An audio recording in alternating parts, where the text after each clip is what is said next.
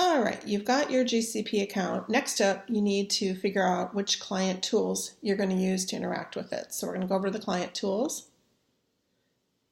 And we've seen one of them already. We've seen the web UI, which is basically the website. So here's information about the web UI. And of course, there's 0 installed there once you've authenticated.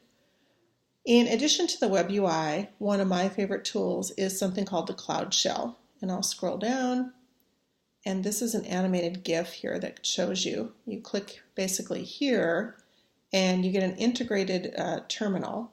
So you're connecting to a virtual machine on the Google system, and you can use the command line tools. The command line tools generally start with the word G-Cloud to interact with services, for example, to create a virtual machine. However, there are some other versions of that. For example, if you're going to work with file buckets, you use gsutil. If you're going to use with the BigQuery service, you use BQ. So it's basically a scripting language that comes with the software development kit or the SDK. Now, in addition to that, there are some other tools. There's something called Colabs, which is for Jupyter notebooks. And then there are some tools that you can download and install locally.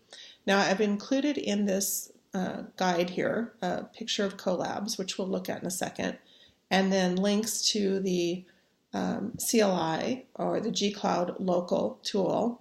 Also, there's a SDK where you can programmatically access services using your favorite programming language like Python, Go, Java, so on and so forth.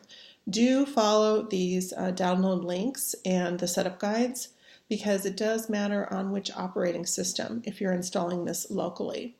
So let's go ahead and take a look at the integrated shell because we've seen the console already. So the console, of course, you are going to select your project that corresponds to your research project that you've created when you set up your account.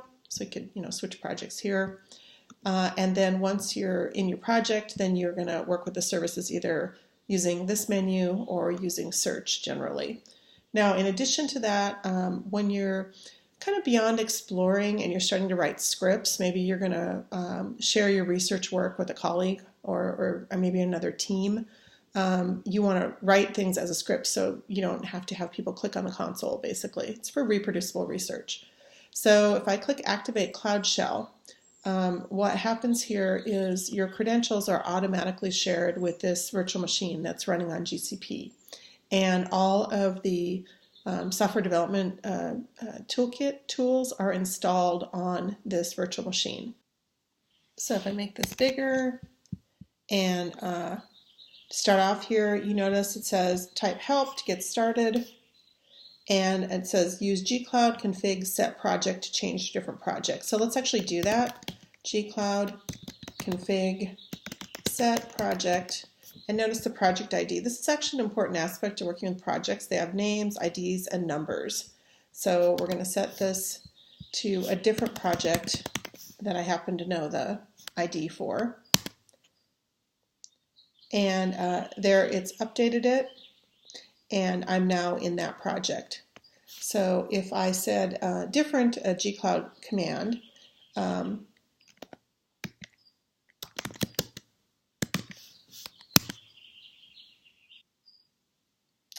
this command lists the buckets that I have, the storage buckets in that other project. Now that would correspond to, I would switch here, I would load that other project, and I would type storage, and then I can see all my buckets.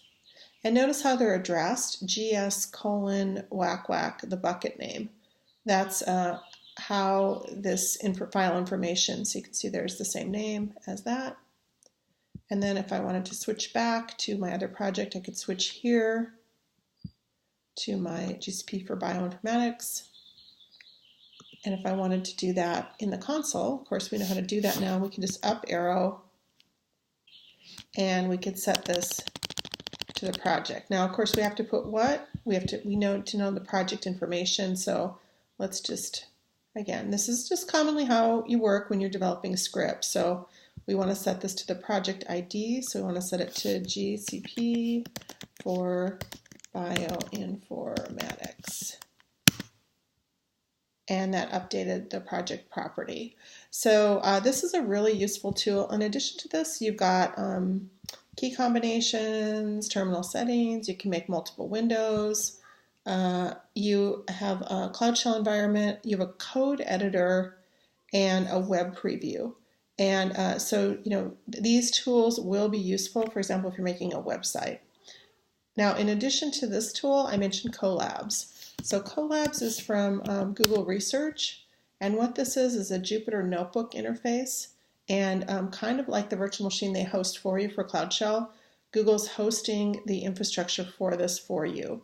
And this is often for machine learning type of tasks. So I'll just open up a sample that comes with it. This is a sample for a tool called BigQuery. And if you've worked with Jupyter Notebooks, basically this is hosted Jupyter Notebooks. So if you haven't, this is an alternative to a terminal. And how it's a little bit different is you can run scripts like we did in the terminal, just in the shell. So you can see these are the terminal sections here. But this is a notebook, so it's kind of like a markdown page, so that you can put in text and you can put in graphics.